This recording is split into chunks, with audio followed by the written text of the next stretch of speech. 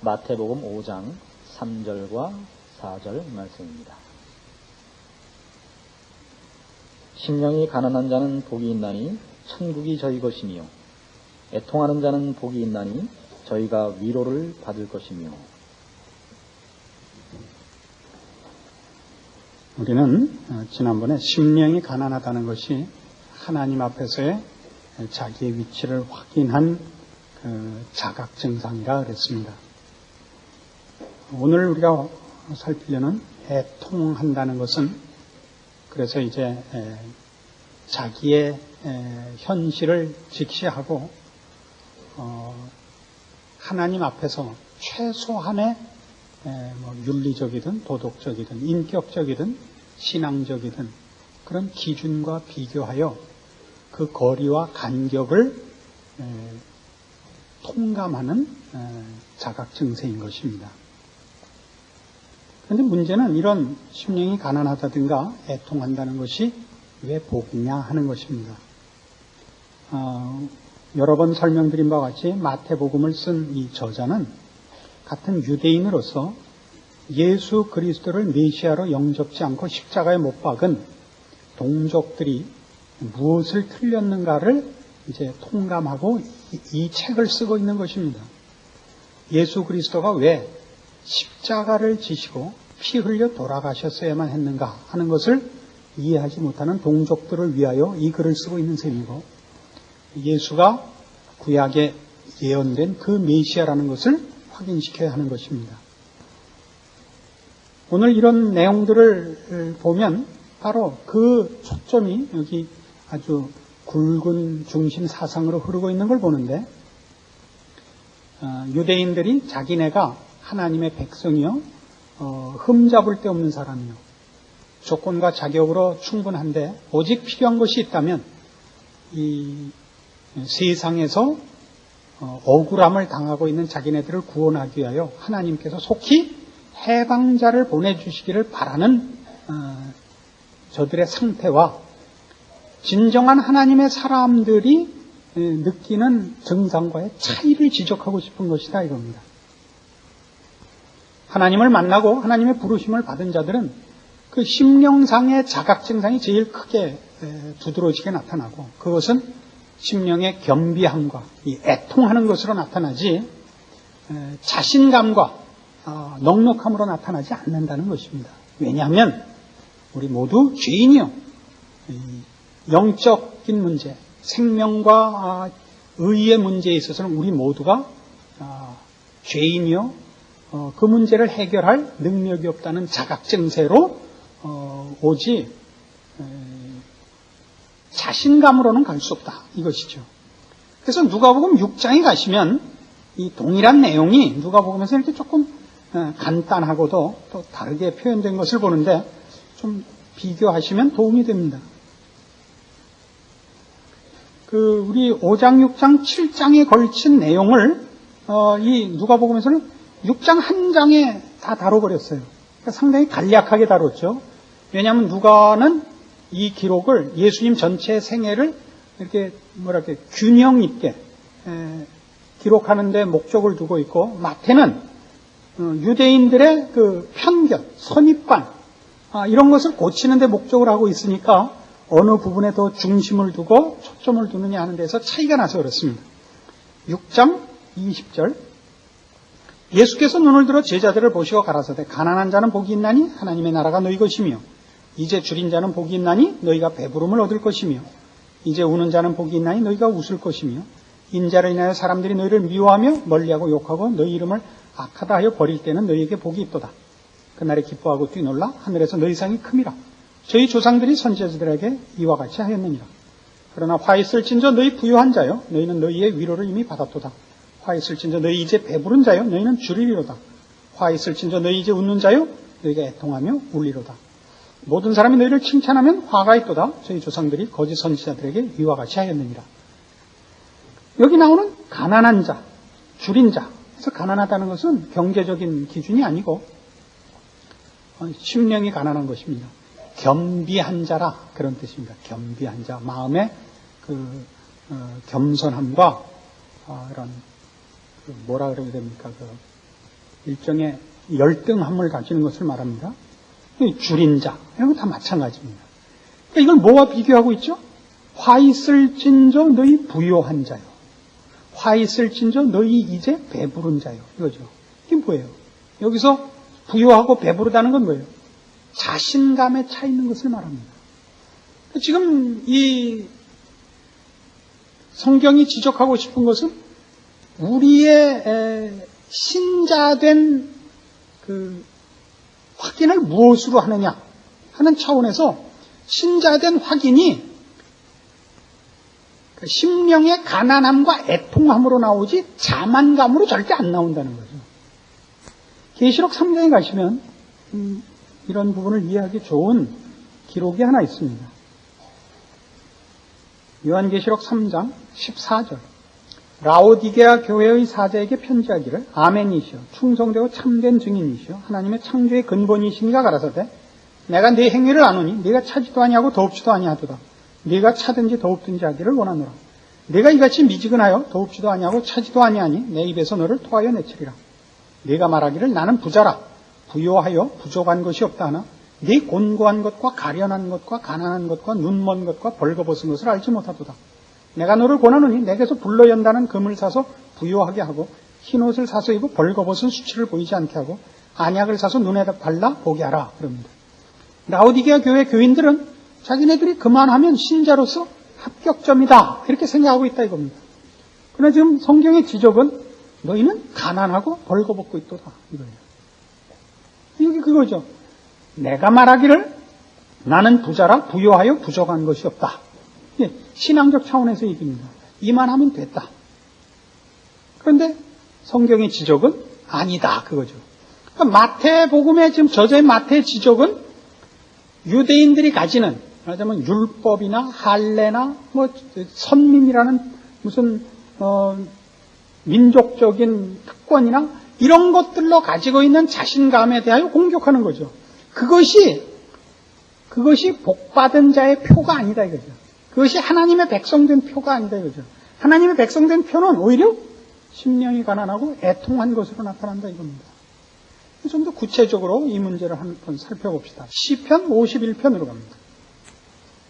구약성경 838페이지 시편 51편 1절 하나님이여 주의 인자를 쫓아 나를 긍휼히 여기시며 주의 많은 자비를 쫓아 내 죄과를 도말하소서. 나의 죄악을 맑게 씻기시며 나의 죄를 깨끗이 제하소서. 대저 나는 내 죄과를 아오니 내 죄가 항상 내 앞에 있나이다.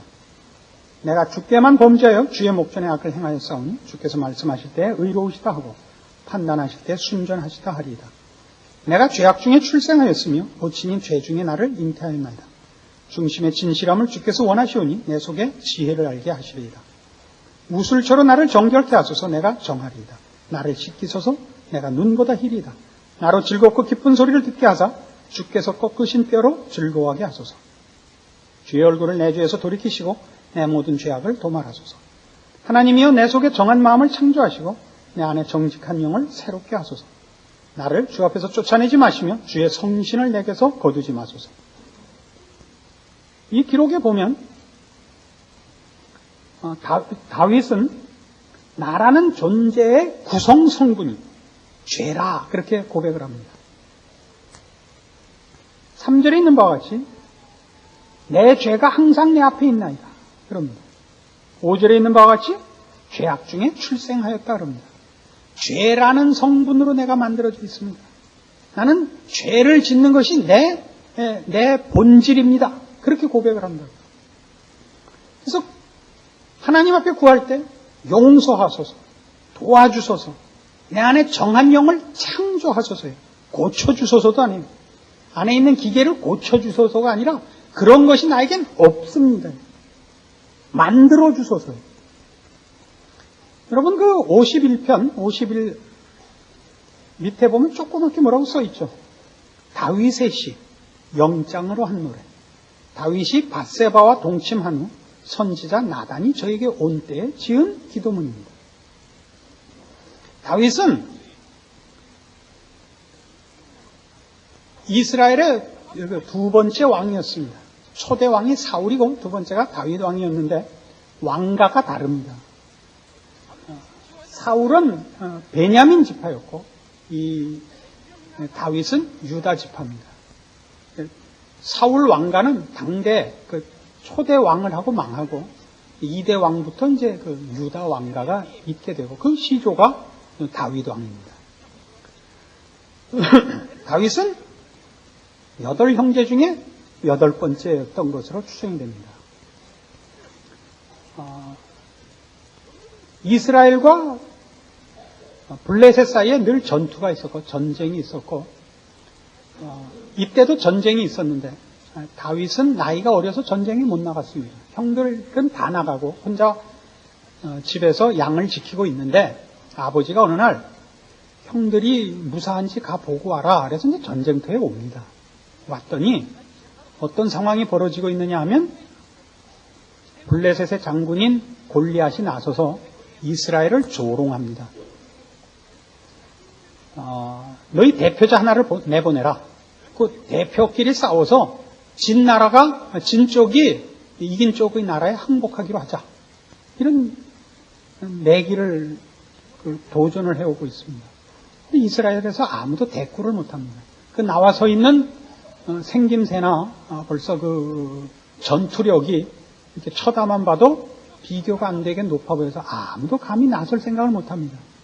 이 골리앗이 그런 식으로만 이스라엘을 조롱하는 것이 아니라 종교적 차원에서도 조롱을 합니다.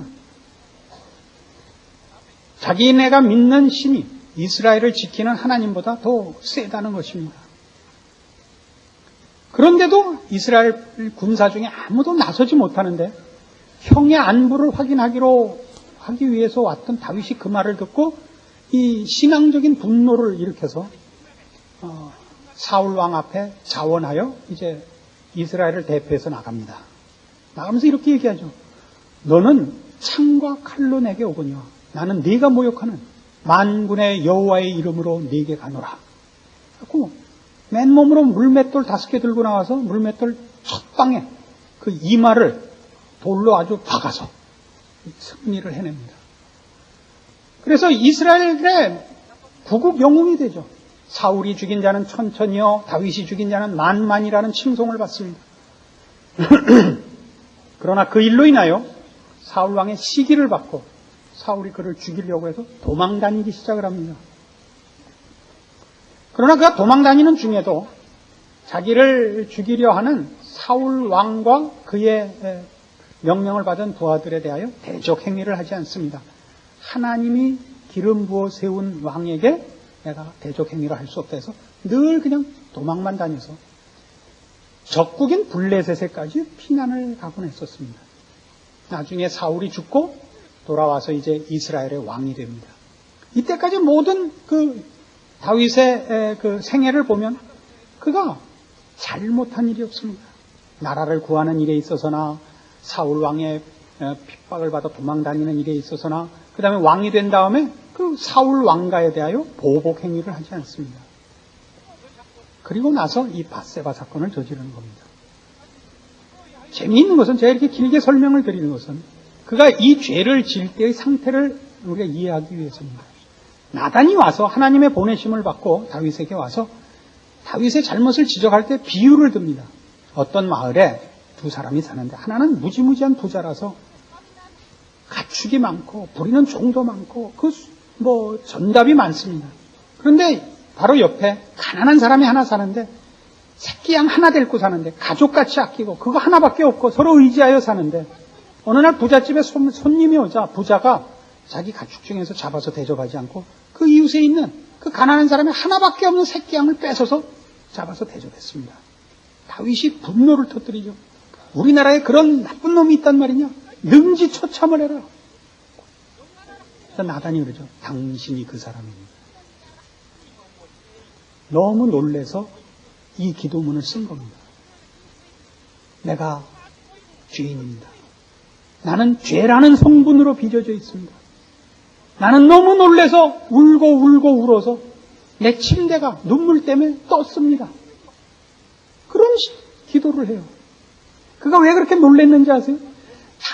그 다윗이 하나님을 모욕하는 골리앗 앞에 홀몸으로 물맷돌 5개 들고 뛰어나가는 신앙의 사람, 자기를 죽이려고 하는 사울왕 앞에 하나님이 세운 종 앞에 대적할 수 없다고 해서 그 적국인 블레셋에까지 피난 갔던 사람이 이 죄를 짓는 동안 죄 짓는 줄을 몰랐단 말입니다. 자기가 선한 사람이면 그거와 대적되는 죄를 행할 때 이게 거스리는 느낌이 어디 있어야 되는데 전혀 그렇지 않았더라 말이죠. 그게 너무 그에게는 본성이고 원하는 일이고 갈등 없는 일이었다는 걸 발견하는 것입니다. 그게 이 기도문의 가장 중요한 내용입니다. 내가 죄 중에 출생했습니다. 언제나 죄가 내 앞에 있습니다. 죄를 짓는 것은 나한테 숨 쉬는 것이요 밥 먹는 것입니다. 그게 내 본능입니다. 이걸 깨닫는 것입니다. 그걸 깨닫고 놀라는 것입니다. 이게 통하는 것입니다. 그래서 그가 이런 고백을 해요. 16절. 주는 제사를 즐겨 아니하시나니 그렇지 않으면 내가 드렸을 것이라. 주는 번제를 기뻐 아니하시나이다. 하나님의 구하시는 제사는 상한 심령이라. 하나님의 상하고 통회하는 마음을 주께서 멸시치 아니하시리이다. 라는 고백을 하게 됩니다. 제사란 뭡니까? 원래 구약에 허락됐던 이스라엘 백성에게 하나님이 명령했던 제사는 하나님을 만나는데 우리가 자격이 없다는 표였습니다. 거룩하신 하나님을 만나기에 우리는 너무 부족하다. 우리는 죄인이라 그 앞에 설 수가 없다. 그를 만나려면 우리가 이 죄를 해결해야 된다. 이게 제사를 드리는 이유였습니다. 내가 죽어야만 하나님을 만날 수밖에 없는 자기 확인. 그러나 하나님이 우리를 죽이기를 원치 아니하시고 우리를 만나기를 원해서 우리 아닌 제3의 제물을 대신 바치게 한 것. 그게 제사의 뜻입니다. 그러나 이스라엘 백성들이 이렇게 오해했습니다. 하나님을 만나고 하나님 앞에 환영받을 만한 조건을 제시했다. 내가 하나님 앞에 이런저런 선물을 드렸다고 생각한 겁니다. 제사를 드리는 것을. 나는 하나님 앞에 종교적인 어떤 조건과 자격을 이루었다. 라는 데 제사를 오해하기 시작한 것입니다. 지금 얘기한 거예요. 하나님의 구하시는 제사는 상한 심령이라. 뭐가 아니고 그냥 제사가 아니고 우리가 하나님을 만나기 위해 우리한테 조건과 자격을 만들라고 하시면 우리는 만날 수가 없다 이거예요. 우리가 하나님을 만나는 유일한 조건이 있다면 불쌍히 여겨 주십시오라는 애통과 눈물과 애걸밖에 없다는 거죠. 하나님의 은혜와 자비로 만나 주시지 않는 한 우리 쪽에서 하나님이 나를 찾아오시고 복 주셔야 할 조건을 제시할 방법은 우리에게 없다. 즉 심령이 가난하고 애통하는 것입니다. 로마서 7장에 가보십시다. 로마서 7장 15절. 신약성경 248페이지입니다. 나의 행하는 것을 내가 알지 못하노니 곧 원하는 이것은 행하지 아니하고 도리어 미워하는 그것을 함이라. 만일 내가 원치 아니하는 그것을 하면 내가 이로 율법에 선한 것을 시인하노니 이제는 이것을 행하는 자가 내가 아니요 내 속에 거하는 죄니라. 내 속 곧 내 육신에 선한 것이 거하지 아니하는 줄을 아노니 원함은 내게 있으나 선을 행하는 것은 없노라. 내가 원하는 바 선은 하지 아니하고 도리어 원치 아니하는 바 악은 행하는도다. 만일 내가 원치 아니하는 그것을 하면 이를 행하는 자가 내가 아니요 내 속에 거하는 죄니라. 그러므로 내가 한 법을 깨달았노니 곧 선을 행하기 원하는 나에게 악이 함께 있는 것이로다. 내 속사람으로는 하나님의 법을 즐거워하되 내 지체 속에서 한 다른 법이 내 마음의 법과 싸워 내 지체 속에 있는 죄의 법 아래로 나를 사로잡아오는 것을 보는도다. 오라 나는 곤고한 사람이로다. 이 사망의 몸에서 누가 나를 건져내랴. 이 대목은 신학자들 사이에서 가장 논쟁이 되고 있는 내용 중에 하나입니다. 왜 이것이 논쟁거리가 되냐면 말하자면 아직도 모두가 합의한 어떤 결론이 없느냐 하면 이 오호라 나는 곤고한 사람이로다 라고 부르짖는 이 사람이 구원을 받은 사람이냐 그렇지 않은 사람이냐 라는 데 대하여 아직 합당한 결론을 못 찾고 있기 때문입니다. 왜 그것이 어려우냐 하면 이 오라 나는 곤고한 사람이로다라는 이 부르짖음이 불신자의 입에서는 나올 수 없기 때문에 그렇습니다. 실제로 불신자는 갈등이 없습니다. 불신자는 22절에 있는 바와 같이 내 속사람으로는 하나님의 법을 즐거워한다 하는 고백이 없습니다. 중생하지 못한 자는 한 마음으로 죄에 팔려 있습니다. 죄가 그의 주인이고 그의 본성이 또 죄를 좋아합니다. 양심과 윤리의 거리낌을 받는 적은 있어도 오호라 나는 곤고한 사람이로다 경지에 이르는 갈등은 없습니다. 다 그렇게 사는 법이지 뭐. 이렇게 하죠. 그래서 우리가 믿지 않는 사람들에게 예수를 믿으라고 할 때 요새는 이제 뭐 전도 전략도 다양해져서 이제 싫은 소리로 안 하고 이제 좋게 하죠. 하나님은 당신을 사랑하십니다. 뭐 이런 식으로 접근을 하죠. 이제 노련해진 거예요. 교활해지고. 그러나 사실 성경적인 방법은 그렇게 안 가고 훨씬 뭐랄까요, 거칠게 되어 있습니다. 세례 요한의 경우나 예수님의 경우도 이거예요. 회개하라, 천국이 가까웠느니라. 그러니까 실제로 당신은 죄인입니다. 가만히 있으면 되져서 지옥 갑니다. 이렇게 돼 있단 말이에요. 그러면 다 뭐라고 반응해요? 내가 언제 죄 졌어? 나 죄 짓는 거 봤어? 다 그러죠. 근데 죄란 뭐예요? 하나님 모르는 거예요. 하나님 모르는 게 죄고, 하나님으로 공경하지 않는 거 죄예요. 제일 큰 죄죠. 자식이 부모 모르면 최고의 불효죠. 부모를 부모인 줄 모르고, 아저씨, 그러면,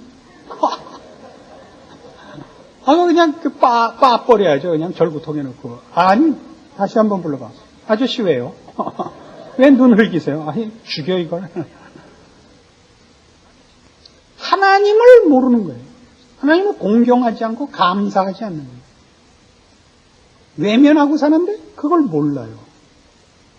그럼 이걸 신자라고 얘기를 해야 되는데, 신자는, 성도들은 23절에 있는 내 지체 속에서 다른 법이 내 마음의 법과 싸워 내 지체 속에 있는 죄 법 아래로 나를 사로잡아오는 것을 보는다. 이 부분이 없어요.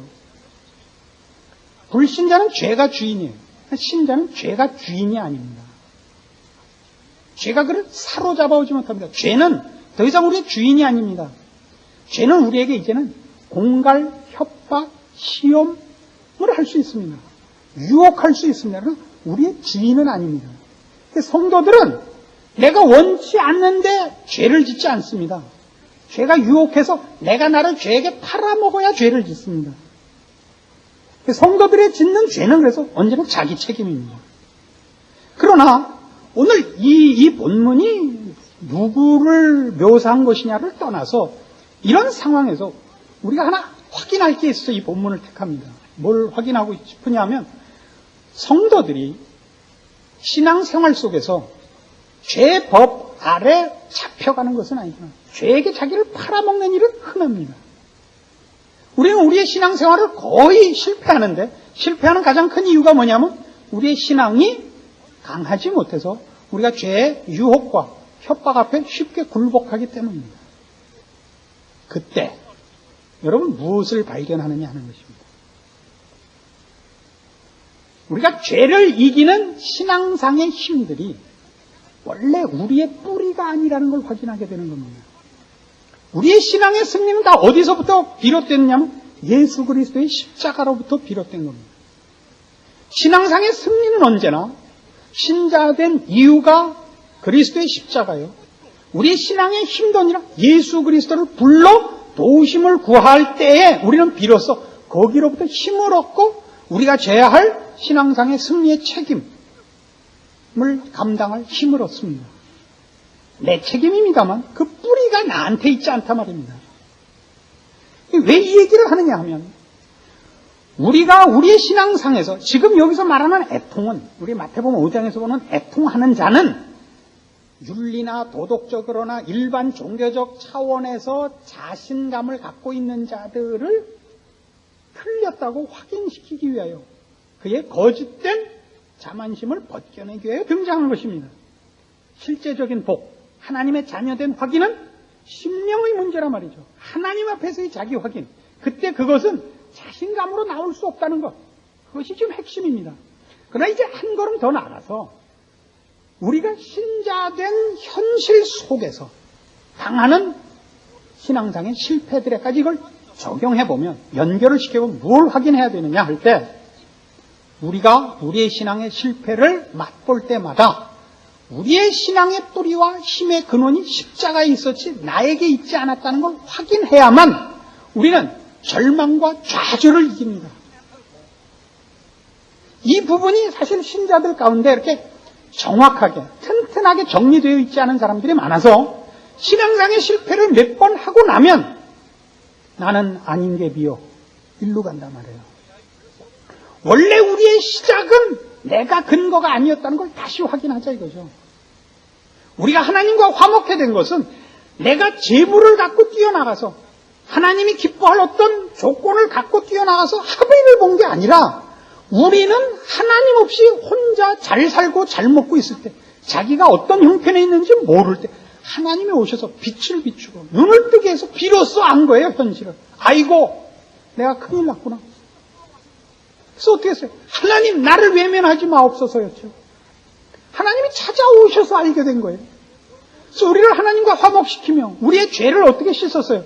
예수 그리스도의 피로 씻은 거 아니에요. 하나님이 오셔서 나를 붙잡은 거예요. 내가 하나님을 붙잡은 자는 아무도 없다고요. 그리고 나서 우리는 이제 예수 그리스도를 힘입어 하나님의 사람이 되었고 예수 그리스도를 힘입어 우리의 모든 필요한 신령한 능력과 지혜와 지식을 공급받습니다. 내 책임입니다. 그러나 하나님 앞에 구하고 그걸 동원해야 됩니다.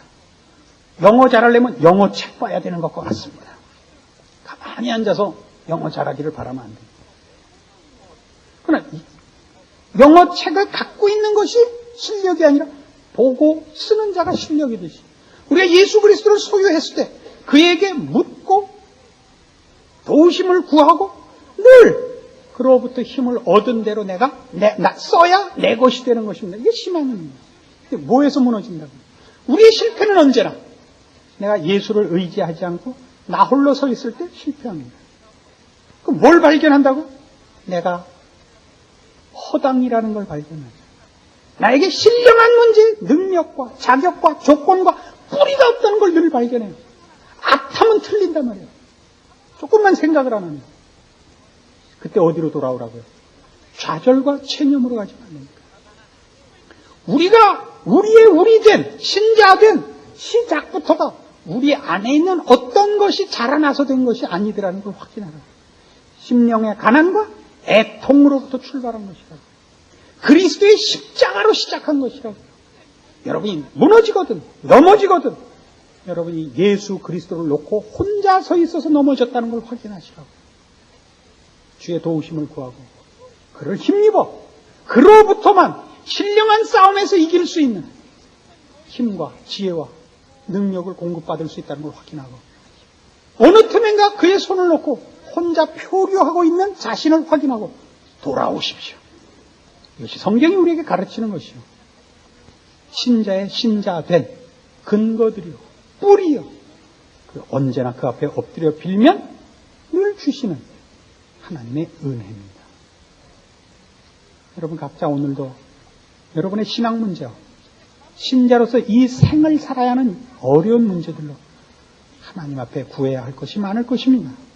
그 모든 것을 은혜로 주시기를 구하시고 그 은혜를 구하는 그 자세가 마땅히 져야 하는 신자된 믿음의 짐 놓치지 않겠다고 약속하시는 여러분 되기를 바랍니다. 기도하십시다. 하나님 아버지 은혜를 감사합니다. 하나님이 우리에게 은혜를 베푸사 하나님의 자녀 삼으시고 우리에게 모든 좋은 것을 주시기를 기뻐한다는 것 확인했습니다. 우리의 애통과 우리의 겸비함은 우리의 신령한 문제의 실력 없음을 자각한 것입니다. 그러나 그리스도 예수 안에서 우리는 모든 것을 소유하였고 하나님은 우리의 아버지 되셨습니다. 이 믿음 안에서의 승리 놓치지 말고 어느 틈엔가 자기도 모르게 주의 손을 놓고 혼자 표류하고 있었던 우리의 이 게으름과 세상과의 타협과 자기만을 의지하는 이 어리석은 자리로부터 다시 신앙의 자리로 본궤도로 돌이키는 복된 결단과 깨우침과 그리고 놓치지 않는 승리가 있게 하여 주시옵소서. 예수님 이름으로 기도합니다. 아멘.